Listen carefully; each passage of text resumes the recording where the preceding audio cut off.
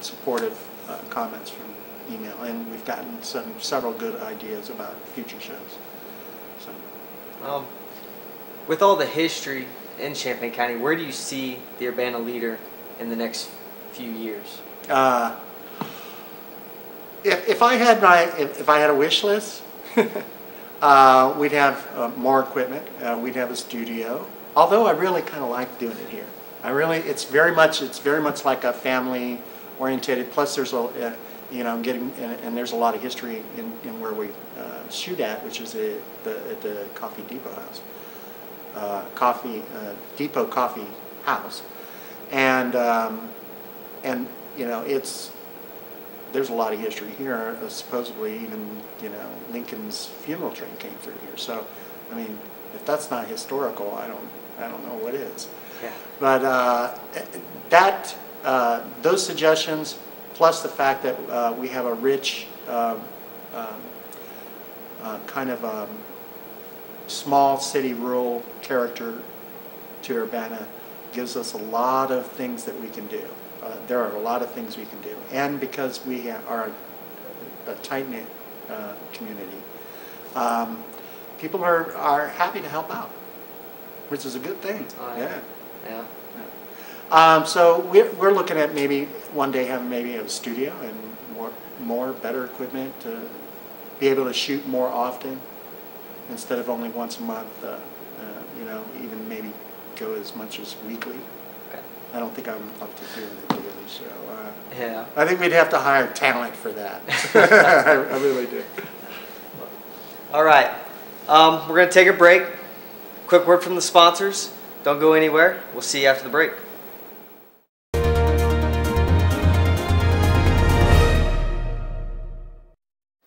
Welcome back. If you are just joining us today, we are visiting with Anthony Ehresmann, host and producer of the Urbana Leader. Anthony, now I know you're involved in several community groups, one being the SALT Community Action Team. Right. Senior and law enforcement working together, SALT, yeah. Are there any other organizations within the community that you are involved in? Oh, geez. There's a lot of them. The ones I like to pay particular attention to is Community Action, Tri-County Community Action. They have a housing coalition thing that they're trying that I work on along with a lot of other people from the county.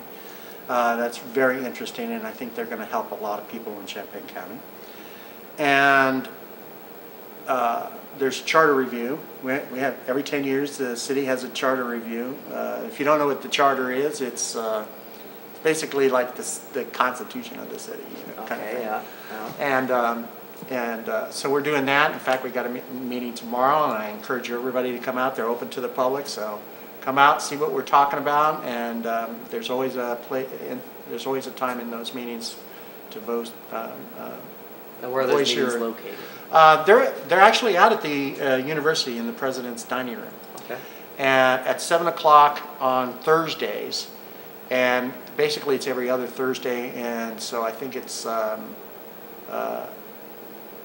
it'll be on the 1st, 15th, and 22nd, something like that. Okay. It's posted. It's in the newspaper, but it really would help out everybody on the charter review if we had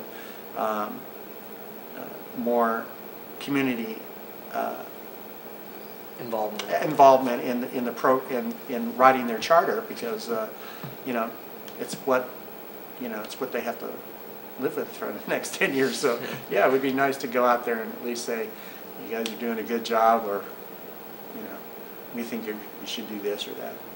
Now, I've also seen your face at the all the Champaign County Farm Bureau events. Yeah, that I got to tell you, that's one of the.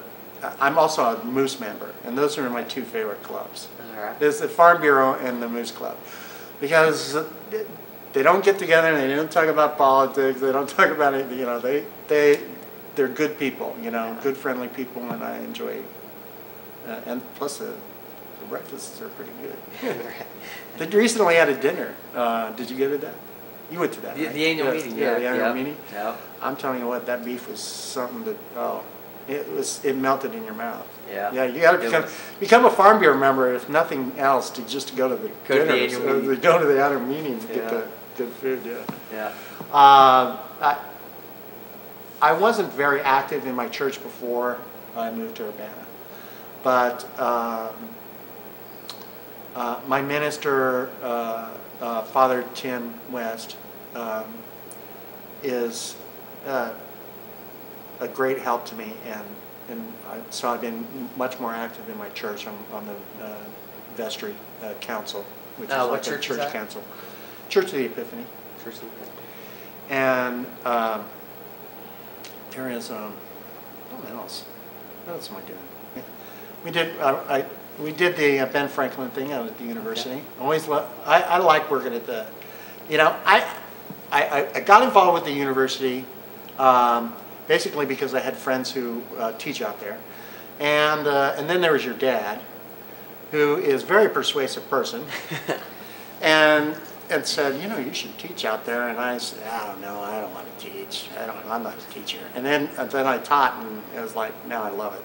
I can't think of anything I'd rather be doing than being an adjunct out at the university. Now you mentioned, that you are an adjunct. What do you teach? Video field production for communications majors. Okay. And what motivates you to serve your community in all the ways that you? I don't know if you need a lot of motivation. It's been a saying of mine that a dedication to one's community is its own reward, and so I think that it's important.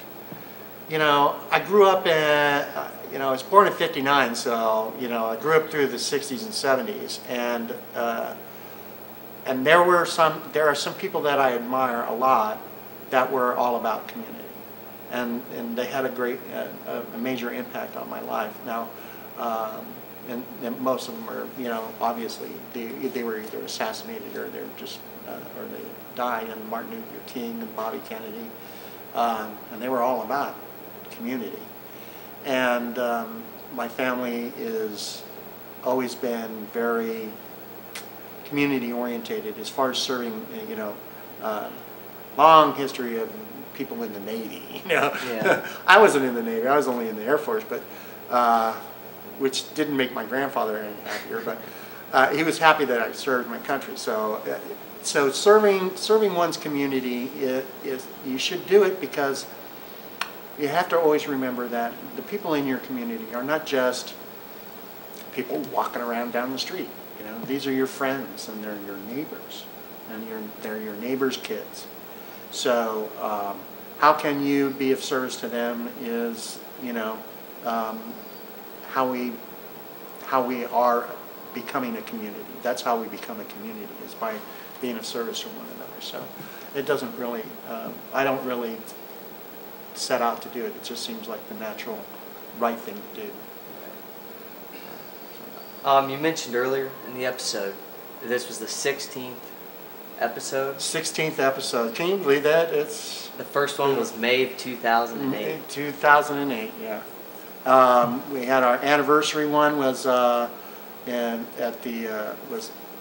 Relay for Life, the last Relay for Life in 2009. Interesting thing about that show. It started out, we were only going to do 15-minute programs, right? And we went out there and we did this show because, well, it was the only event that was available to us when we started the show. It was the only event in town. And I got to tell you, I didn't really think I was going to go out there and, oh yeah, we'll get some people walking around in a circle, blah, blah, blah. No, that couldn't have been further from what happened. I got there and started hearing these people's stories. And how brave, especially the kids.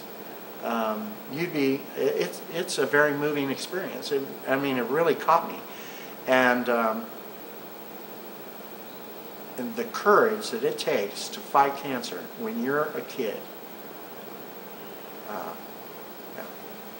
I don't think you need, that says it for itself.